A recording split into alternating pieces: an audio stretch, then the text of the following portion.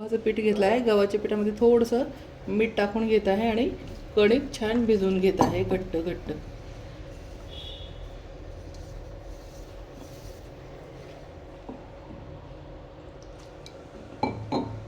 आता इथे छान आपण कणिक भिजवून घेऊया.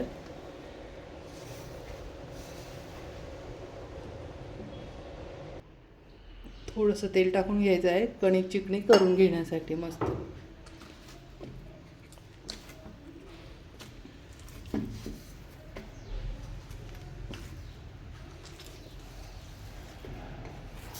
मस्त अशा पद्धतीने कणिक छान मळून घेतलेली आहे. आता ही आपण अशीच 5-10 मिनटं ठेवणार आहोत. झाकून आपण आता ही थोड्या वेळासाठी ठेवून देऊ बाजूला. पातळ उभा चिरलेला कांदा घेतलेला आहे, बघू शकता. एकदम पातळ चिरून घ्यायचा आहे आणि हाताने त्याच्या पाकळ्या पूर्ण अशा मोकळ्या कुचकरून काढून घ्यायच्या आहे. बघू शकता अशा मोकळ्या मोकळ्या करून घ्यायच्या आहे. आता यामध्ये मी हिरवी मिरची टाकणार आहे. हिरवी मिरची पण एकदम पातळ चिरून घेतलेली आहे.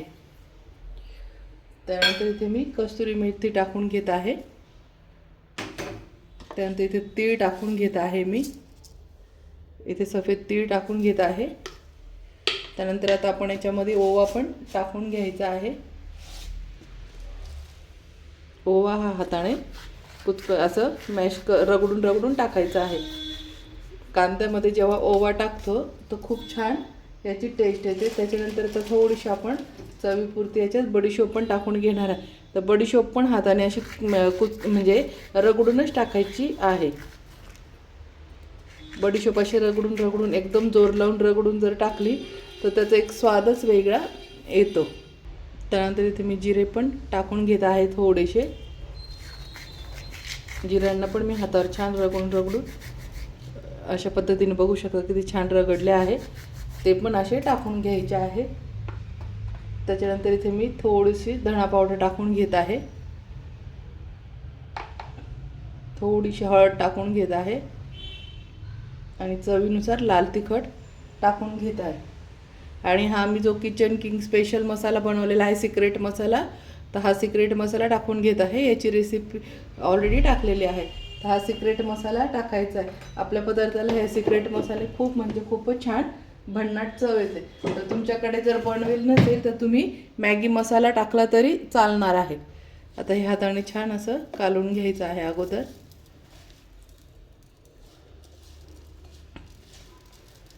सर्व छान हाताने कालून घ्यायचं. आता ह्या स्टेजला आपण कांदा जास्त असा चोळायचा नाही, नाही तर कांद्याला पाणी सुटेल. आणि अजून यात मीठ टाकलेलं नाही. मीठ आपण हे सगळ्यात लास्ट टाकणार आहे, कारण की मीठ जर टाकलं तर कांद्याला पाणी सुटेल. त्याच्यामुळे आपण चुकूनही मीठ आत्ता टाकणार नाही. आता हे छान रगडलं गेलेलं आहे. आता इथे मी मस्त बेसन पीठ ऐवजी हे टाकून घेत आहे. मी मुगाची डाळीचं पीठ टाकून घेत आहे. तुमच्याकडे मुगाची डाळ दळून नसेल आणि तर तुम्ही या ठिकाणी बेसन पीठ वापरायचं आहे. पण मी हे जे आपलं पदार्थ बनवतो याच्याने मुगाच्या डाळीच्या पिठाने खूप म्हणजे खूपच छान वेगळी चव येते. त्याच्यामुळे शक्यतो तुम्ही मुगाची डाळ दळूनच ठेवायची. आणि असे पदार्थ करण्यासाठी खूप छान लागतं. याचे भजे वगैरे पण खूप छान लागतात. इथे मी बेसन पीठ वापरलेलं नाही. बेसन पीठाऐवजी मुगाच्या डाळीचं पीठ वापरलं आहे. पण तुमच्याकडे नसेल तर तुम्ही बेसन पीठ वापरायचं आहे. आता हे सगळं कांद्याला असं चोळून घ्यायचं आहे.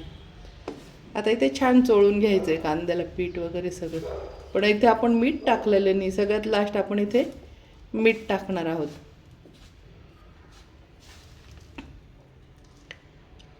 मस्त बघू शकता किती छान झालेलं आहे हे असं आता हाताने चोळून टाकायचं, जेणेकरून जे कांद्याचं पाणी आहे आपण अगोदर असं रगडून घेतलं होता कांदा, तर ते जे आहे मुगाच्या डाळीचं पीठ त्याच्यामध्ये छान सुकून जाईल आणि कांदा पण कोरडा राहील.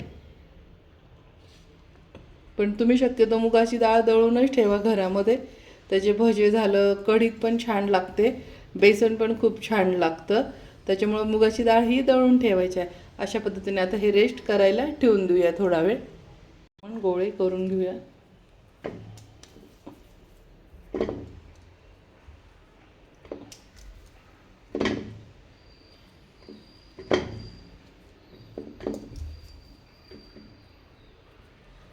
इथे मी 4 गोळे करून घेतलेले आहे. इथे 4 गोळे करून घेतलेले आहे मी पिठाचे. आता आपण हे जे सारण करून ठेवलं आहे यामध्ये मीठ टाकून घ्यायचं आहे चवीनुसार. लक्षात ठेवायचं आपण पीठ भिजवताना पण त्यामध्ये मीठ टाकलेलं होतं. आता हे छान असं कालवून घ्यायचं आहे.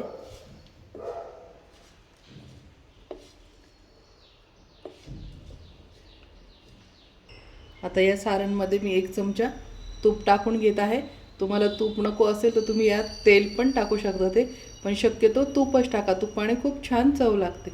तर ह्या सारणमध्ये आता मी 1 चमचा तूप टाकून घेतलेला आहे की जेणेकरून आपला पदार्थ खूप छान चविष्ट बनेल. आता हे छान हाताने असं तूप याला एकजीव करून घ्यायचं आहे, तूप आणि मीठ. तुपाने हा पदार्थ इतका चविष्ट लागतो की ज्याला भूक नसेल ना तो पण हा पूर्ण पदार्थ खाऊन जाणार.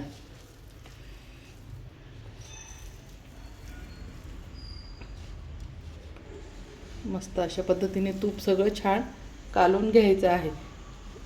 यात पाण्याचा पण एक थेंब पण वापर केलेला नाही आहे, फक्त याच्यामध्ये तूप टाकलं आहे.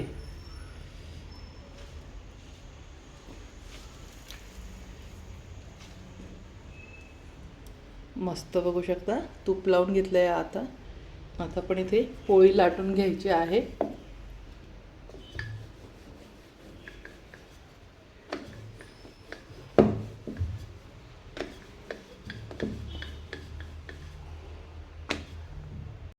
अशा पद्धतीने पोळी लाटून घेतली आहे. लगेच दुसरी पण लाटून घ्यायची आहे. ही बाजूला ठेवून देऊया.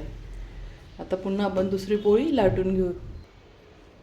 अशा पद्धतीने आता 2 पोळ्या लाटून घेतलेल्या आहे मी. आता आपण हे जे सारण केलं आहे हे छान भरून घ्यायचं आहे.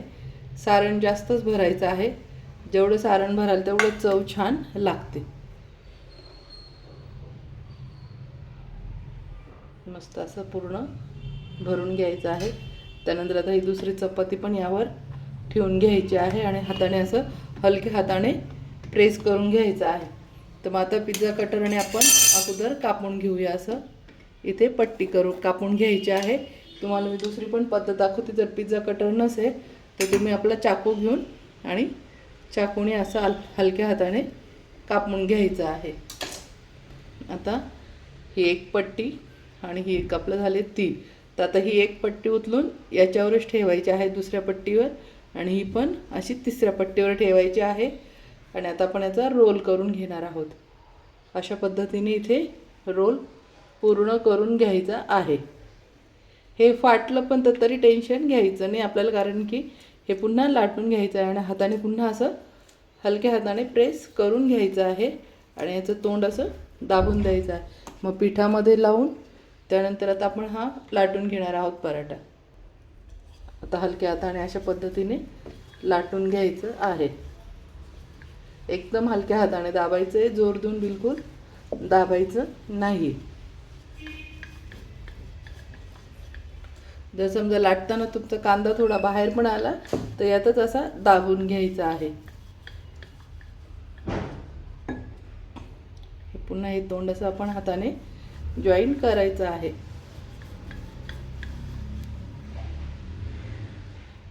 आता अशा पद्धतीने पूर्ण हा लाटून घेतलेला आहे, बघू शकतात.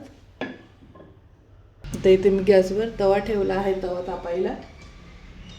मस्त थोडंसं अगदी थोडंसं तूप टाकून घ्यायचं आहे आणि आपला पराठा आपण आता यावर टाकून घेणार आहोत.